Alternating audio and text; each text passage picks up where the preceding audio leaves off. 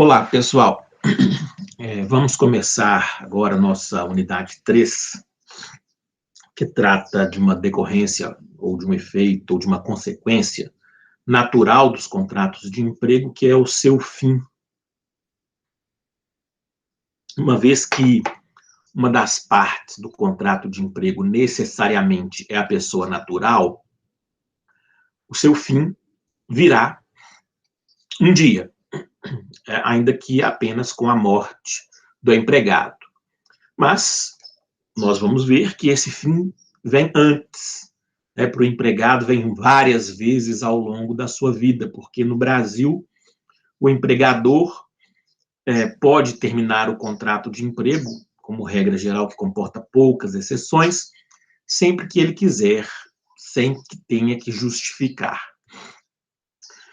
Para mim, essa possibilidade da dispensa injustificada, essa possibilidade é o maior entrave ao desenvolvimento civilizado das relações capital-trabalho no Brasil. Mas isso nós veremos ao longo da explanação. Vamos começar com noções gerais da cessação ou terminação, fim do contrato de emprego, com a necessária análise constitucional, convencional, legal. Nós sabemos que, infelizmente, a Constituição da República Federativa do Brasil tem normas que não são efetivas, tem normas que não são aplicadas. O principal vazio nesse sentido me parece ser o do inciso 1 do artigo 7º da Constituição, que prevê como direito fundamental do cidadão a proteção ao seu emprego contra a dispensa imotivada. Esse inciso 1 não regulamentado, e por isso para a jurisprudência não pode ser aplicado, esse inciso 1 tem inspiração na Convenção 158 da OIT, que no mundo civilizado, e aí não precisa ser país rico, pode ser país simplesmente civilizado, na África, nas Américas, na Europa. Se o país é civilizado em matéria trabalhista, o que não é o nosso caso, o país civilizado é signatário e aplica a Convenção 158 da OIT, que, na mesma linha do artigo 7º, inciso 1 da Constituição, proíbe a dispensa imotivada nos contratos por tempo indeterminado. Porque percebeu a OIT, perceberam os países civilizados em matéria trabalhista, e percebeu razoavelmente o legislador constituinte originário de 1987, 1988, que nessa relação desigual, em que uma das partes depende da outra, e aí vamos rever os conceitos de dependência, a proteção ao posto de trabalho é essencial para a aplicação dos demais direitos. Se eu tenho um emprego instável, se eu tenho um emprego desprotegido, a minha possibilidade de efetivar os demais direitos fica reduzida. Porque o temor da dispensa imotivada paralisa o trabalhador, ele aceita abusos absurdos, descumprimento do seu direito, por temer a dispensa imotivada. E é por isso, para manter o empregado temeroso, é por isso que nós não temos até hoje, 30 anos passados da Constituição, mais de 30, nós não temos a regulamentação do inciso 1 do artigo 7º da Constituição. E vejam que é o primeiro inciso, isso não é à toa. O legislador constituinte deixa isso claro. é porque o principal e porque os demais decorrem do inciso 1. Então, se não tem o inciso 1, os demais ficam contingenciados, paralisados, estagnados em muitas relações. O empregado temeroso do desemprego, que é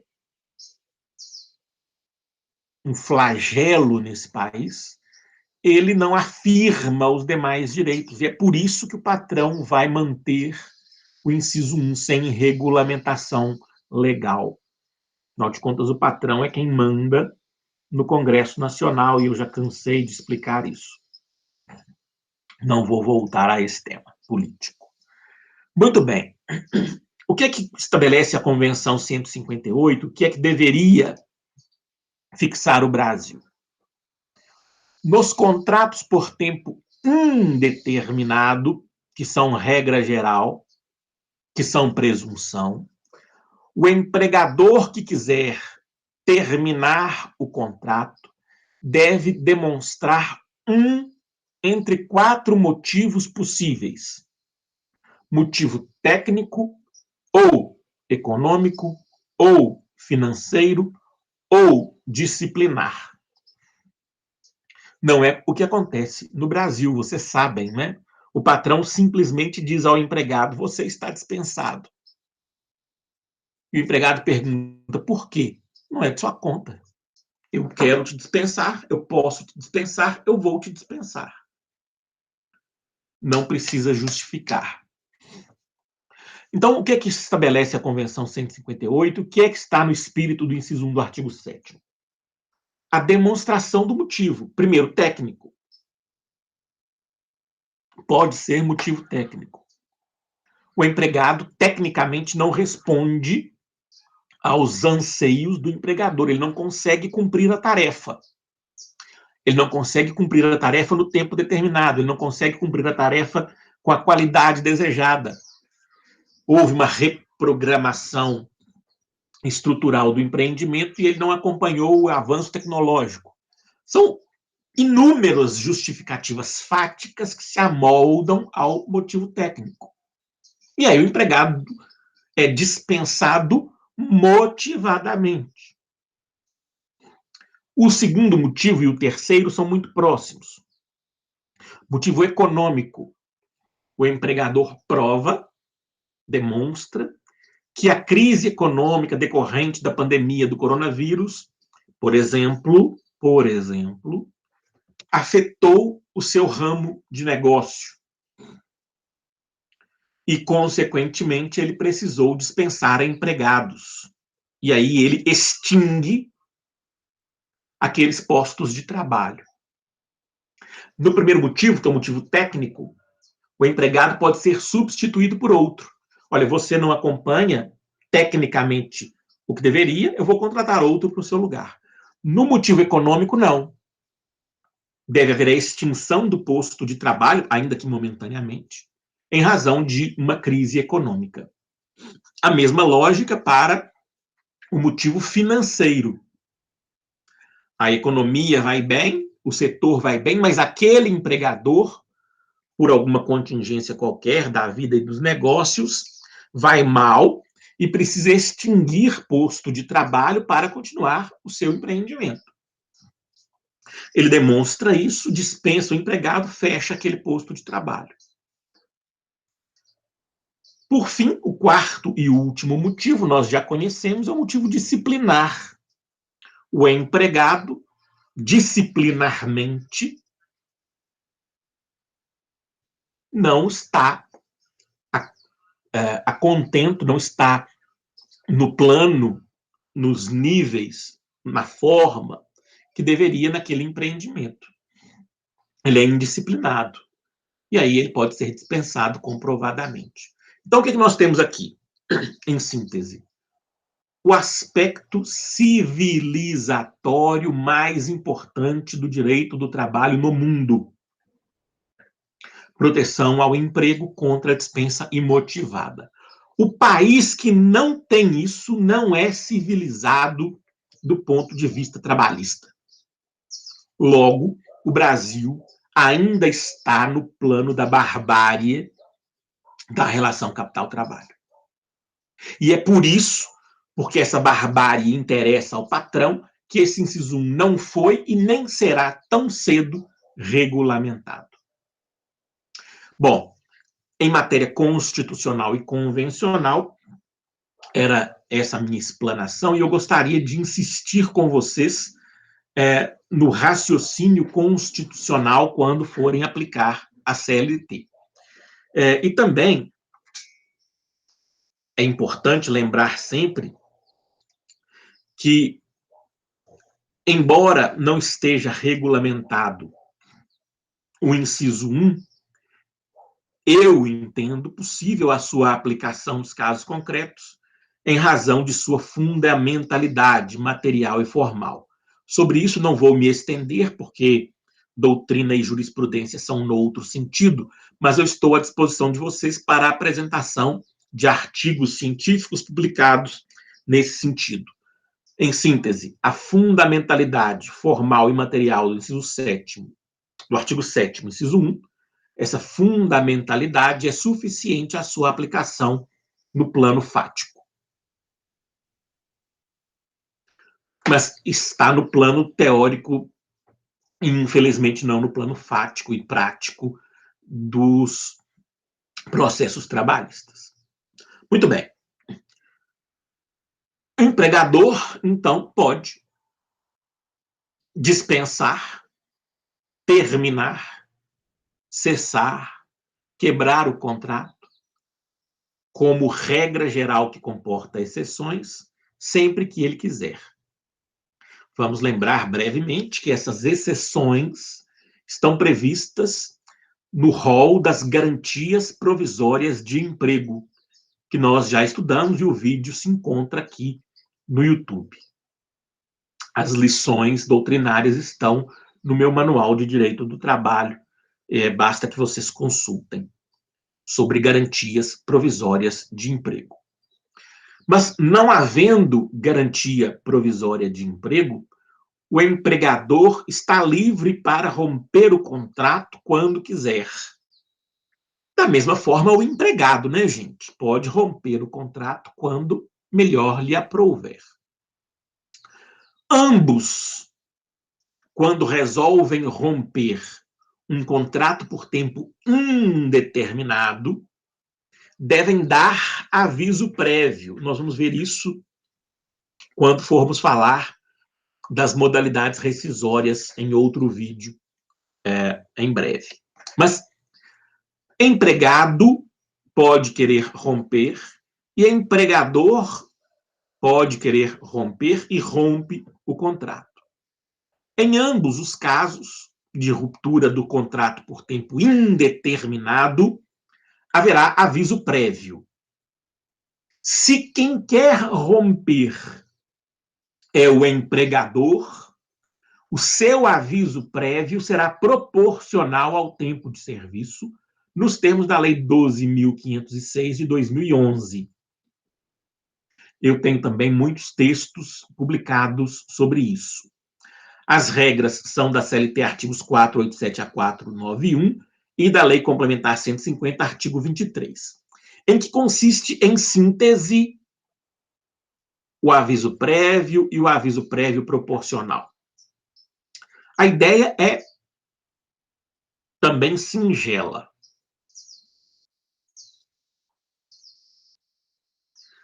A parte que quer romper um contrato por tempo indeterminado, que tem presunção de continuidade, essa parte que quer romper avisa a outra parte antes da ruptura se concretizar. O empregado vai deixar o contrato no dia 2 de julho, exemplificativamente. 30 dias antes disso, pelo menos, ele avisa: olha, senhor empregador, no dia 2 de julho será meu último dia de trabalho. Eu estou te avisando com antecedência, nos termos da lei, para que o senhor contrate outra pessoa para assumir o meu lugar no dia 2 de julho. Nos próximos 30 dias, eu continuo trabalhando normalmente. O contrato de emprego não termina com o aviso, ao contrário, ele segue. E no dia 2 de julho, o contrato termina por minha vontade, empregado. Muito bem. Trata-se de uma manifestação, de uma intenção rescisória futura, que não põe fim ao contrato, apenas sinaliza uma intenção futura. O empregador fará da mesma forma. Olha, senhor empregado, o dia 10 de julho será o seu último dia aqui conosco. Eu estou te avisando com antecedência para que você, nesses dias que restam do seu contrato, que eu estou te avisando agora que ele vai terminar, nesses dias que restam, você procure outro emprego. Por isso, você vai trabalhar 2 horas a menos por dia para que você utilize essas horas para procurar outro emprego. Só que o patrão, além de dar os 30 dias, ele vai acrescer mais 3 dias para cada ano de contrato. Então, se o contrato durou 5 anos, o empregador vai acrescer aos 30 mais 15, em razão da proporcionalidade do aviso prévio patronal, nos termos da Lei 12.506 de 2011. Com relação ao aviso prévio, eu vou voltar ao tema na explanação das modalidades rescisórias, mas eu indico a vocês a leitura doutrinária sobre o tema, na minha obra, na obra do professor Maurício Godinho Delgado, que é referência no tema. Pesquisem sobre o aviso prévio, nós falaremos sobre ele mais à frente. Por fim, eu quero tratar agora de uma norma trabalhista, de uma lei trabalhista pouco utilizada na prática brasileira por diversos motivos, que é a lei que proíbe a dispensa discriminatória, a Lei 9.029 de 1995. O Brasil tem dessas coisas, né, gente? Tem lei que, aspas, muitas, tem lei que pega, tem lei que não pega, e essa é uma que não, aspas, muitas, pegou justamente em razão da ideia que nós vamos discutir adiante, de direito potestativo do patrão à dispensa, ou seja, ele não precisa explicar por que dispensou. E aí, a lei que diz que é proibida qualquer prática discriminatória por motivo de sexo, origem, raça, cor, estado civil, situação familiar, deficiência, reabilitação profissional, idade, entre outros. Essa lei que proíbe a dispensa discriminatória, ela tem pouca utilidade prática, porque o patrão não precisa fundamentar o ato rescisório, ele não precisa dar motivos. Então ele diz, olha, fulano, você está dispensado, ponto final. E aí, como é que o empregado dispensado vai provar, porque o ônus da prova é dele, como é que ele vai provar que essa dispensa tem motivo de sexo, origem, raça, cor, estado civil, situação familiar, deficiência, reabilitação profissional ou idade? Só se o patrão for mal assistido, né, ou, sei lá, tão autoritário e arbitrário que ele vai dizer expressamente que dispensa fulano porque se casou, porque se separou, né, porque envelheceu, porque se casou com pessoa do mesmo sexo. Ele não vai dizer isso. Se ele disser, o empregado prova judicialmente que a dispensa é discriminatória e pede reintegração ao emprego, pede o emprego de volta em juízo. E o juiz, se identificar a dispensa discriminatória, determina a reintegração. Ou indenização em dobro da remuneração que seria devida, ou reparação de danos. Mas o direito, primeiro, é da reintegração. Não sendo viável, possível, aconselhável, vai haver uma reparação financeira, nos termos da Lei 9.029, de 1995. Eu mesmo nunca vi, sabe, ninguém receber isso. Nunca vi, porque o patrão não é bobo de sair por aí espalhando aos quatro ventos que dispensou porque discriminava. Porque ele não precisa dar motivo, né, gente? Se ele não precisa dar motivo, ele fala, olha, dispensei porque quis. Ou, como diria Jânio Quadros, filo porque quilo. Fiz porque eu quis.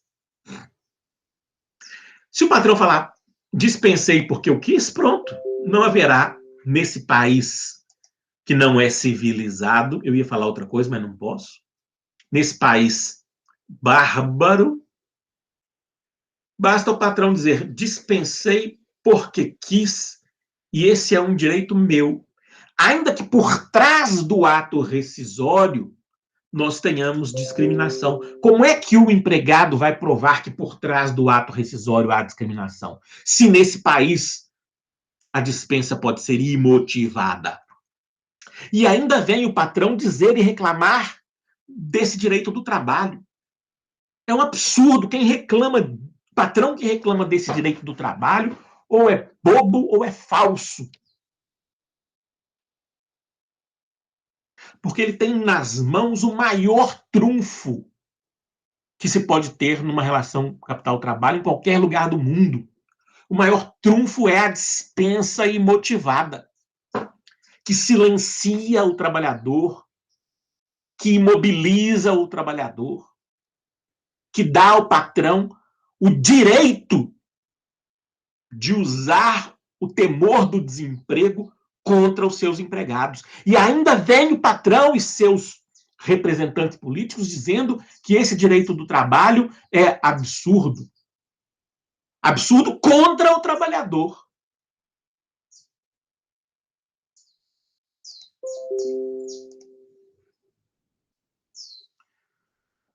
Muito bem. Para terminar, eu deixei em vermelho porque não tem muita também utilização, mas está aí, a dispensa discriminatória após ajuizamento de ação trabalhista. Pouco uso também, porque a justiça do trabalho é a justiça do desempregado, né, gente? A gente sabe que, normalmente, o empregado, ou melhor, o trabalhador, em 95% das vezes, ele só ajuiza a ação depois que foi dispensado. Mas vamos imaginar que o empregado tenha ajuizado a ação trabalhista para exigir, por exemplo, horas extras não pagas no curso do contrato de emprego. Caso raríssimo no país. Raríssimo por quê? Porque esse direito do trabalho é o direito do capital. Vamos imaginar a cena. O empregado está lá trabalhando, o empregador também está lá gerenciando, chega o oficial de justiça, ou a citação eletrônica, dizendo, senhor patrão, fique citado para se defender, se quiser, nos autos do processo tal, que lhe move o empregado fulano que está ali. Imaginem a cena, né? Eu nunca vi um empregado processar o patrão no curso do contrato. É lícito? Possível? Claro. O direito de ação é livre. Acontece? Raras vezes. E aí o patrão diz o seguinte, olha, fulano, você está aqui no emprego, recebi uma citação de uma ação trabalhista que você está querendo horas extras, então nós vamos discutir isso lá na Justiça do Trabalho, mas você vai desempregado, que eu estou te mandando embora agora. Se isso acontecer, serão duas ações. A primeira sobre horas extras e uma segunda de reparação do dano por dispensa discriminatória após ajuizamento de ação trabalhista. Não acontece muito, mas pode. E mais sobre isso vocês têm na melhor doutrina brasileira de direito do trabalho, que eu já cansei de dizer aqui, Maurício Godinho Delgado. Muito bem, vamos interrompendo por aqui, e aí no próximo a gente segue falando sobre término do contrato de trabalho. Muito obrigado, um abraço.